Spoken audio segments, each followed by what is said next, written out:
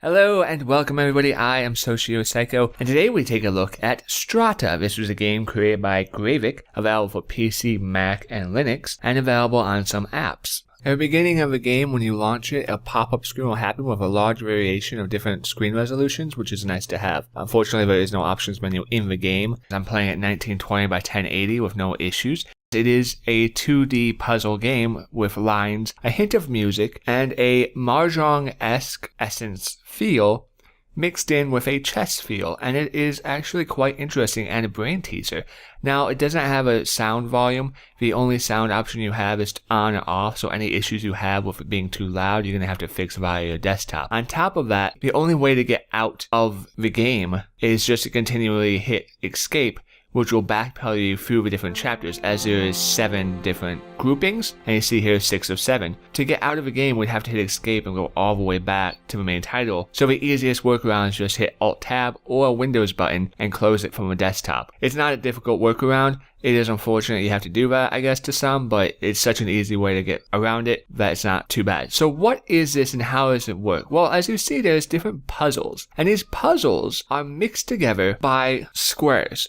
You have 3x3, 4x4, 5x5, and 6x6. And what does that mean? So these different circumferences are basically how big the puzzles lay out. A 3x3 will be exactly that. In that 9 tile space, there will be different colors, and the variations will be limited to 3 different colors. The higher up the square base goes, the higher the amount of variation of colors, and you max that in with a placement of where the colors are. It can definitely be a brain teaser or a brain melter. We will go into that and show you. So when we click here on this tile, you can see there are different colors here. You have black, purple, and green. And we have lines. Now the trick is that for a block to be solid, you have to put 2 lines over it. The top color has to be the color of the box. So when we pick up black here and we throw this on there, that's the first base line they all have covered. So we can orange, and now orange is complete, and you can see how it is far more colorful than all the others. And now we did purple. This is how you basically solve the puzzles. The trick is that the organization, the way it's laid out, and how and when you place the lines is really the key aspect and element of the difficulty. Now, some puzzles are easier than others, and in my personal preference, I found that the 3x3s were all very easy for me. The 4x4s gave me a little bit of a pause. The 5x5s was where I really hit a wall, and is still 6x6. When we talk about puzzle and quantity and amount, this game has a lot of it. And when we look up here, you have options to actually be able to get by. You have cancel, which gets you out of the main. You have hints and tips, and you have a button to restart the mission in case you messed up. There is a lot of missions in this game, and the thing about this, which is beautiful, is that it does have a perfection desire. As you can see, these crowns next to every single one of these numbers, that means you've completed the puzzle with a perfect scoring, and this pushes you towards more of a, I want to do better, I want to try, and it's really satisfying, maybe even gratifying, to be able to accomplish these things and just really push it on. Now, if you see here, if you're not careful and you just walk yourself into a trap, as we have purple laid all over, but we just screwed up orange and now red, and you can see how there's a hollow bit on those squares.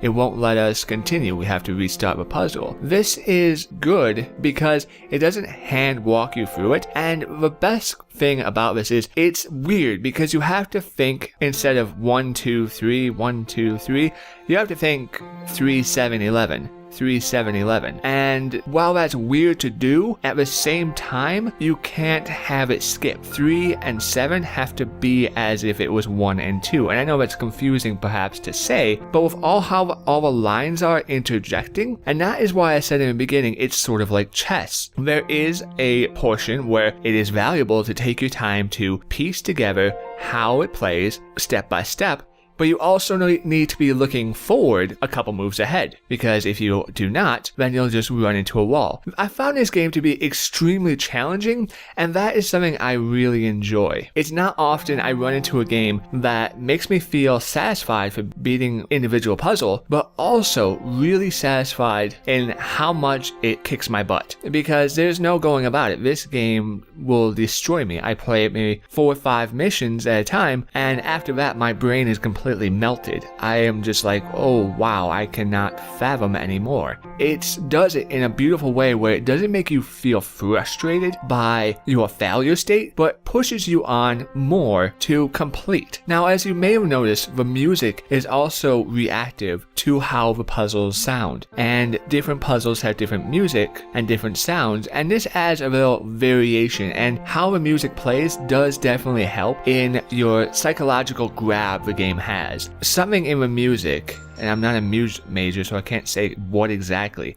but something in there, it just grabs you, and each puzzle seems to be perfectly designed with that in mind, and it just scoops you up, and it's like, ha ha ha, I have you now, you are mine. The level design of this game is fantastic, and it does puzzling very well. So if you are looking for a really challenging game, but also a simplistic one, this is definitely something that I would recommend gladly. I look forward to playing more of it, even if I can't play it in large bursts of time. It's definitely something that is challenging and fun, and I would recommend it to anybody who may be interested in something like this. Thank you everybody for watching, for I have been SocioPsycho, and I'll see you next time.